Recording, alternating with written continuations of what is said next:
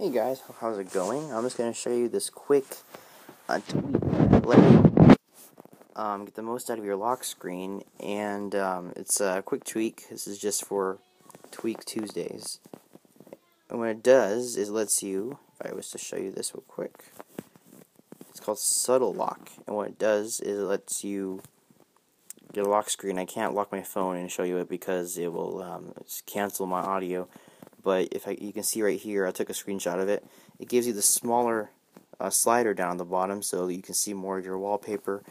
And that's pretty much all it does. And also with, along with lock screen clock hide on top, it will give you a nice full screen for your lock screen, which will let you use your wallpaper to its full extent. So you can have like your full photo here.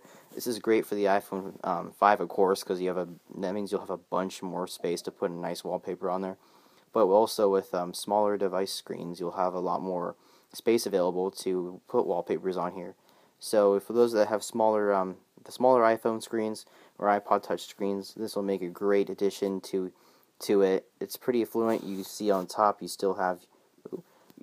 I forgot I'm not in the lock screen. You still have your clock up there. You can still see the time and the date. When you double click it, like I said, I can't do it because this is not an actual lock screen because I can't lock it. It will the controls and everything work fluently. Everything works fine. So that's the one tweak I'm going to show you guys for today. I'm just getting started.